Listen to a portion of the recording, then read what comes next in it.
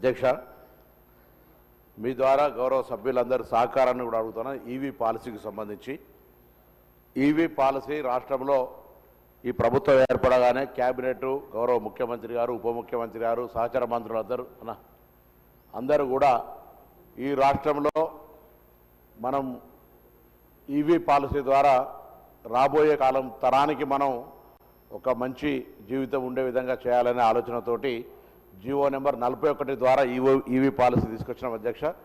దానికంటే ముందున్నటువంటి వాహనాల సంఖ్యను మించి దాదాపు 1,00,000 వాహనాలు ఈ సంవత్సర కాలం లోపల ఈవీ వాహనాలు అమ్ముడుపోయినటువంటి మాట ఈ సందర్భంగా గౌరవ సభ్యులందరికీ తెలియజేయడం జరుగుతోంది. ట్యాక్స్ ఎగ్జంప్షన్, రిజిస్ట్రేషన్ ఎగ్జంప్షన్ 100% తోటి జీవో తీసుకొచ్చినాం. మనం తీసుకొచ్చిన తర్వాత వేరే రాష్ట్రాలు తీసుకొచ్చినటువంటి మాట ఉంది. ఈరోజు ఈవీకి సంబంధించినటువంటి మార్పులు అంటే వాటి యొక్క వాహనాలు గతంలో 150 కిలోమీటర్లకు ఉన్నటువంటి వాహనాల ఛార్జింగ్ ఉండేనో ఇప్పుడు 500 కిలోమీటర్స్ దాకా కూడా ఛార్జ్ అయ్యేటువంటి బ్యాటరీ కెపాసిటీ వచ్చింది. దాని మీద ఇంకా కూడా రివ్యూస్ జరుగుతూ ఉన్నాయి దాని యొక్క కెపాసిటీని పెంచడానికి సంబంధించి. తర్వాత ఛార్జింగ్ స్టేషన్స్కు సంబంధించి కూడా గతంలో కంటే ఆర్టీసీతో పాటుగా ప్రభుత్వ ప్రభుత్వంతో సహా అనేక కార్యాలయాలు కానీ విద్యాలయాలు కానీ గేటెడ్ కమ్యూనిటీల్లో కూడా ఛార్జింగ్ స్టేషన్స్కు ఏర్పాటు చేసే విధంగా కొన్ని చర్యలు తీసుకోబడుతున్నాయి అధ్యక్ష. వాటితో పాటుగా ఈరోజు ఈవీ పాలసీ కింద మొన్ననే మ్యానుఫ్యాక్చరర్స్ తోటి అదేవిధంగా డీలర్స్ తోటి ఒక సమావేశం ఏర్పాటు చేసినాం. అందులో కొంత ప్రోత్సాహకరంగా ప్రభుత్వం నుంచి దాదాపు 900 కోట్ల రూపాయల ట్యాక్స్ నష్టపోయినప్పటికీ ఒకటే సంవత్సరం ఎక్కడ కూడా ప్రభుత్వం కాంప్రమైజ్ కాకుండా 900 కోట్ల రూపాయల నష్టం జరిగినప్పటికీ కూడా ఈవీ పాలసీని కంటిన్యూ చేస్తూ వాళ్ళందరితోటి ఒక సమావేశం ఏర్పాటు చేసి ప్రభుత్వ ఉద్యోగులకు, తెలంగాణ రాష్ట్ర ప్రభుత్వ ఉద్యోగులందరికీ ఈవీ వాహనాలు కొంటే ఒక 20% ఎగ్జంప్షన్. ఎందుకంటే మేము వాళ్ళ సేల్స్ గణనీయంగా ఇంప్రూవ్ అయింది. వాళ్ళు గతంలో చెప్పినట్టుగా 0.03% నుంచి ఇలా నియర్ బై 0.2% దాకా కూడా ఈవీ వెహికల్ సేల్స్ గణనీయంగా పెరుగుతున్నటువంటి పరిస్థితి. కాబట్టి ఆ యొక్క వాహనాల కొనుగోలుకు సంబంధించి ప్రభుత్వ ఉద్యోగులకు ప్రత్యేకించి కొంత ప్రోత్సహించాలనే ఆలోచనతో 20% వారికి అవకాశం ఒక బెనిఫిట్ చేసే విధంగా ఇవ్వమని కంపెనీస్ అందరినీ కూడా కోరడం జరిగింది.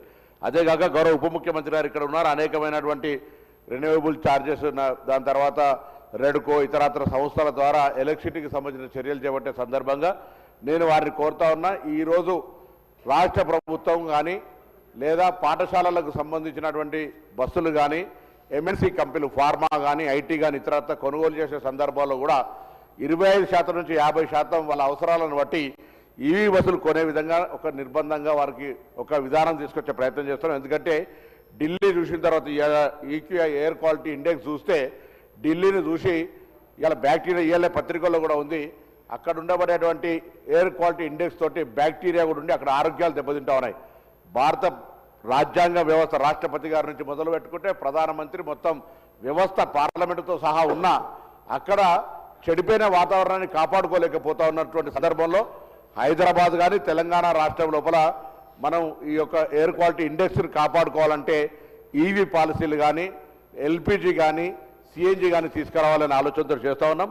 ఆర్టీసీ పరంగా 9,000 చిల్లర బస్సులుంటే పిఎం ఈ డ్రైవ్ కింద గతంలో 575 బస్సులు ఇప్పటికే తిరుగుతూ ఉన్నాయి. ఇప్పుడు మళ్ళీ 2,800 బస్సులకు సంబంధించి పిఎం ఈ డ్రైవ్ కింద వస్తూ ఉన్నాయి అధ్యక్ష.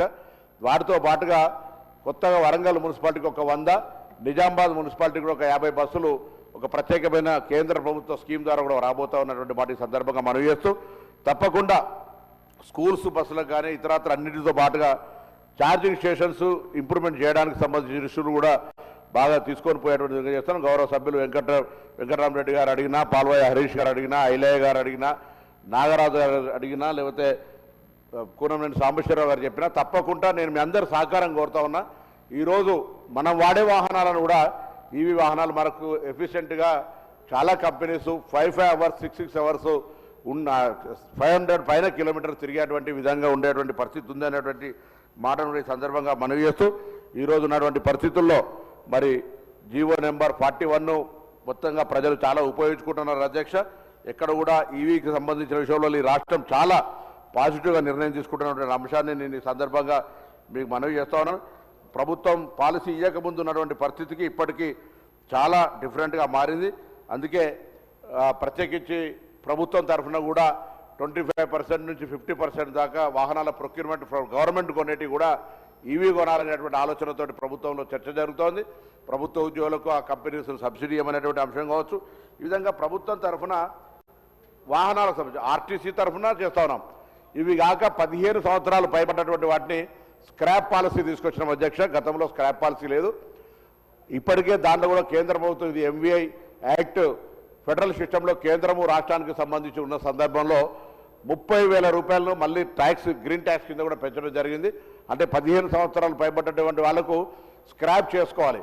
స్క్రాప్ చేసుకుంటే కూడా మేము ఇన్సెంటివ్ ఇచ్చే విధంగా స్క్రాప్ చేస్తుంటే ఇన్సెంటివ్ ఇచ్చే విధంగా వాళ్ళకు స్క్రాప్ పాలసీ కింద కూడా ఇన్సెంటివ్ తీసుకొచ్చేటువంటి ఒక ప్రయత్నం జరుగుతుంది అధ్యక్ష. జీవో తీసుకొచ్చినాం.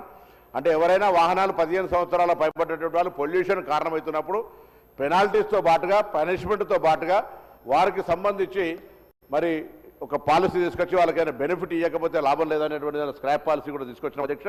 మీరు అంటున్నట్టుగా వెహికల్స్ ట్యాక్స్ ఎగ్జంప్షన్ అనేటువంటిది చాలా పెద్ద బెనిఫిట్. 100% ట్యాక్స్ ఎగ్జంప్షన్కు వాళ్ళంతా కూడా కన్జ్యూమర్స్ వెరీ హ్యాపీ ఉన్నారు. దానికి ఇంకా అదనంగా ఇచ్చేటువంటి పరిస్థితి ఉత్పన్నం కానే కాదు అధ్యక్ష.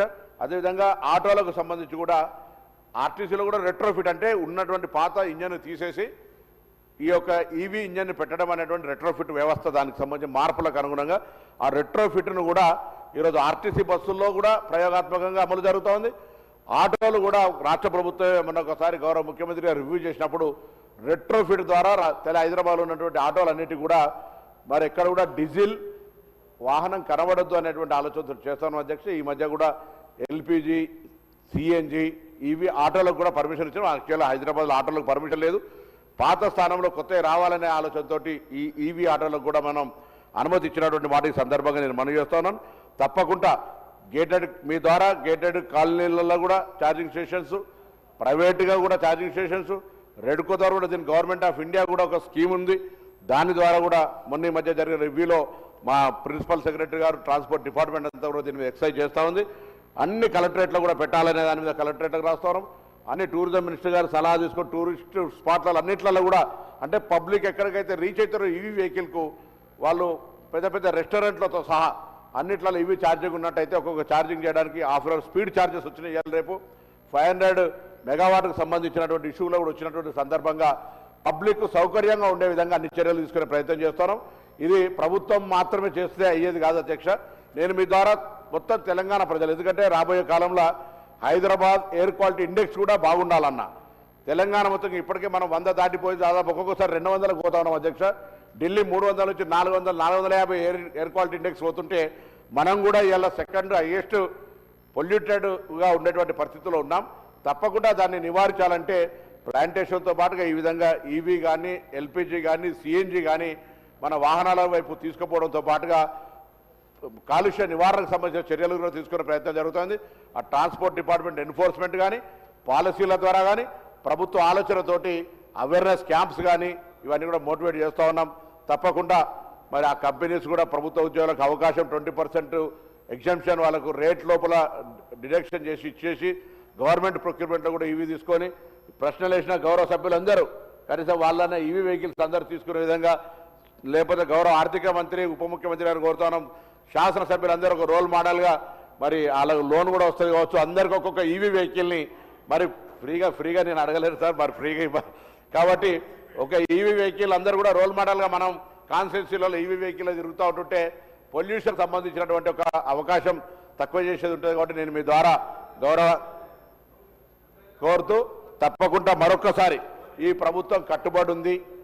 కాలుష్య నివారణకు సంబంధించి ఈవీ వెహికల్ను ప్రోగ్రెసివ్ సైడ్లో తీసుకుపోవడానికి తప్పకుండా రాష్ట్రంలో దేశంలోనే తెలంగాణ రోల్ మోడల్గా ఈవీ పాలసీకి ఉండేటువంటి విధంగా ప్రజలను చైతన్యపరుస్తూ ఉన్నాం.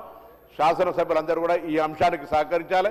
అధికార వ్యవస్థ కానీ ప్రజలు కూడా ఈ వ్యవస్థలో భాగస్వాములు అయినైతేనే రాబోయే తరానికి మనం కాలుష్య రహిత తెలంగాణ, కాలుష్య రహిత హైదరాబాద్ను ఇచ్చి ఎయిర్ క్వాలిటీ ఇండెక్స్ ఒక స్వచ్ఛమైనటువంటి మాస్క్ లేకుండా ఆక్సిజన్ సిలిండర్ పెట్టుకొని బతికేటువంటి పరిస్థితి లేకుండా ఉండేటువంటి పరిస్థితి వస్తుంది. కాబట్టి ఆ విధంగా చర్యల లోపల ప్రభుత్వానికి సహకరించాలని మీ ద్వారా గౌరవ అందరికీ కూడా విజ్ఞప్తి చేస్తా ఉన్నాను. క్వశ్చన్ నెంబర్ సంబంధించి వారు గౌరవ కూనంనేని సాంబశివరావు గారు అడిగినారు. మళ్ళీ కూడా ఈ వేదిక ద్వారా వారు, నేను, కోదండరామ్ గారు ఆర్టీసీ ఇది ప్రశ్న ఉత్పన్నంగా అయినా ఉప ప్రశ్నగా వారు అడిగినప్పుడు ఆర్టీసీకి సంబంధించినటువంటి అన్ని రకాల సమస్యల్ని ప్రయాణికుల సౌకర్యము, కార్మికుల సంక్షేమము, సంస్థ పరిరక్షణ అనే 3 ధ్యేయాలతో పనిచేస్తున్నది ఈ ప్రభుత్వం. కార్మికులకు సంబంధించి అనేక పెండింగ్ సమస్యలు పరిష్కరించడం. 2 అంశాలు గత ప్రభుత్వం చేసినటువంటి విలీనంకు సంబంధించిన అంశం ఒకటి, అదేవిధంగా కార్మిక సంఘాల రద్దుకు సంబంధించింది ఒక పాలసీ మ్యాటర్గా ప్రభుత్వంలో ఉన్నటువంటి పెద్దలందరూ కూడా చర్చ చేస్తున్నాం. వారికి కూడా అవగాహన ఉంది. తప్పకుండా ఆ అంశం మీద త్వరలోనే ఒక మార్గదర్శకత్వం వస్తుంది. మరొకసారి కూడా ఎందుకంటే తెలంగాణ ఉద్యమంలో ఆర్టీసీ కార్మికుల పాత్ర ఎవరు కూడా మరవలేనిది. ఇయ్యాల కూడా మహాలక్ష్మి కార్యక్రమాన్ని విజయవంతంగా దాదాపు రోజు 65 లక్షల మంది ప్రజలను 35 లక్షల కిలోమీటర్లు తిరుగుతూ 342 బస్ స్టేషన్లు 12,000 గ్రామాలను కనెక్ట్ చేసుకుంటూ ప్రజలను మరి రవాణా కలిగిస్తున్నటువంటి బస్సులు, అందులో పనిచేస్తున్న ముఖ్యంగా డ్రైవర్లు, కండక్టర్ల సంక్షేమం మీ ప్రభుత్వ బాధ్యత.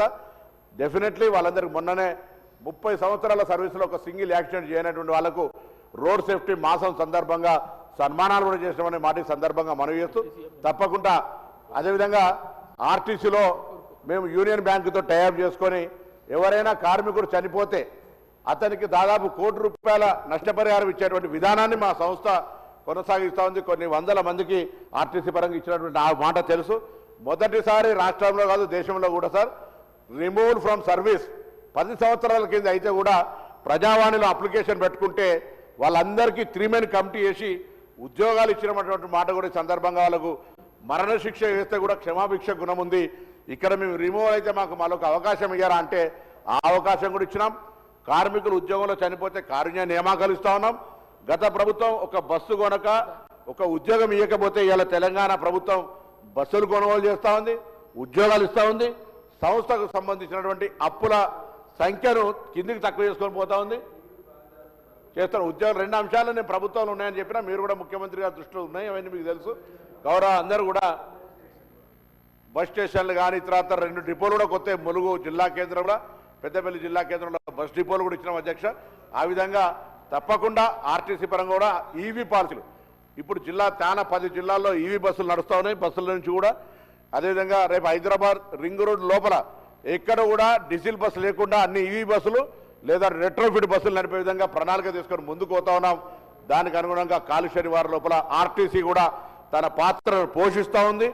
ఆర్టీసీ మరింతగా బాధ్యతగా ఈ కాలుష్య నివారణకు సంబంధించిన విషయం లోపల ఒక ప్రధానమైనటువంటి వాహనాల డిపార్ట్మెంట్గా అది మెయింటైన్ చేసే ప్రయత్నం చేస్తోందనే మాట నేను మనవి చేస్తూ మరొకసారి గౌరవ ఉప ముఖ్యమంత్రి గారు సెక్రటరీ గారితో మాట్లాడుతున్నా. నేను గౌరవ ఉప ముఖ్యమంత్రి గారు మరొకసారి విజ్ఞప్తి చేస్తున్నా, ప్రభుత్వముల తరఫున కొనుగోలు చేసే వాహనాలన్నింటిలో ఈవీ వాహనాలు కొనాలనేటువంటి ఒక మ్యాండేటరీని తీసుకొచ్చే విధంగా కొన్ని అట్లీస్ట్ 25%, 50% లోకల్ కన్వీనియన్స్ వరకు తీసుకొచ్చే ప్రయత్నం జరగాలని సందర్భంగా కోరుతూ మరొకసారి మీ ద్వారా గౌరవ సభ్యులందరికీ ఈ యొక్క పాలసీ కానీ కాలుష్య నివారణకు సంబంధించి అన్ని